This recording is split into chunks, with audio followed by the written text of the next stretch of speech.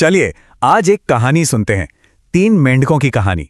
सुनने में तो ये बहुत सीधी सादी लगेगी, लेकिन यकीन मानिए ये आत्मविश्वास और इरादे की मजबूती पर एक बहुत गहरा सबक सिखाती है।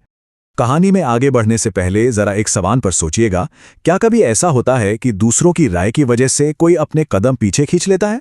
बस इसी सोच को मन में रखकर ये कहानी सुनिए।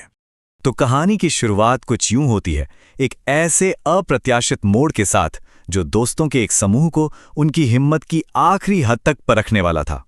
जरा सोचिए, मेंढकों का एक झुंड मजे से जंगल में घूम रहा है, एक बिल्कुल आम सा दिन, और फिर अचानक एक गलत कदम और उनमें से 3 एक गहरे अंधेरे गड्ढे में जा गिरते हैं। उनकी असली परीक्षा तो अब शुरू होती है। और देखिए, ये कोई छोटा मोटा गड्ढा नहीं था। नहीं, ये इतना गहरा था कि ऊपर की रोशनी भी बस एक दूर के तारे जैसी लग रही थी। पहली ही नजर में बाहर निकलना नामुमकिन सा लग रहा था। ऐसी हालत में कोई उम्मीद कैसे बनाए रखता है भला? अब आता है कहानी का वो हिस्सा जहां असली लड़ाई शुरू होती है। और ये लड़ाई, पता है, सिर्फ बाहर निकलने की नहीं थी, बल्कि मन के अंदर की भी थी। ये वो लड़ाई थी जो ऊपर से आ रही आवाजों ने पैदा की थी।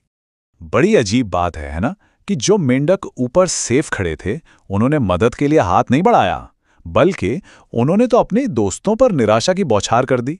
उनकी पहली सोच मदद की नहीं, बल्कि तंज कसने की थी, जो नीचे फंसे मेंढकों के हौसले को बुरी तरह कुचल रही थी।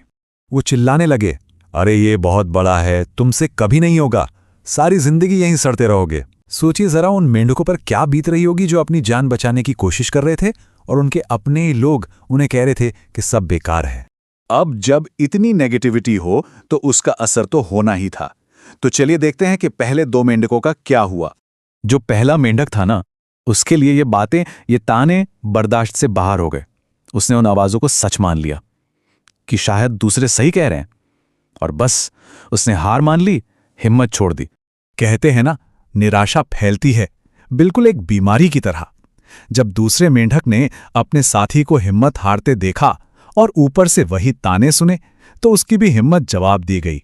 उसने भी लड़ना छोड़ दिया। लेकिन कहानी यहां खत्म नहीं होती। वहां एक और था। जहां 2 दोस्त हार मान चुके थे, वहीं ये तीसरा मेंढक वो लड़ता रहा। ये देखने लायक था। बाहर से चाहे कितनी भी नेगेटिविटी आ रही हो, उस पर कोई असर ही नहीं हो रहा था।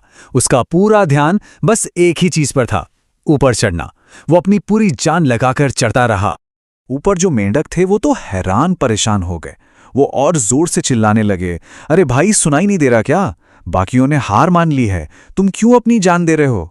उनकी नजर में तो ये बेवकूफी थी। और फिर सबके देखते देखते उस सारे शोर शराबे के बीच वो बाहर निकल आया। वो कामयाब हो गया। उसने वो कर दिखाया जो नामुमकिन लग रहा था। अब बाकी सब मेंढकों का तो मुंह खोला का खुला रह गया। भाई, ये हुआ कैसे? और यहीं से कहानी का सबसे जरूरी हिस्सा शुरू होता है, उसकी कामयाबी का राज। सवाल तो यही था, आखिर इस एक मेंढक में ऐसा क्या खास था जो दूसरों में नहीं? क्या वो ज्यादा ताकतवर था या बस किस्मत अच्छी थी? और इसका जवाब जितना आसान है उतना ही गहरा भी। वो मेंढक बहरा था।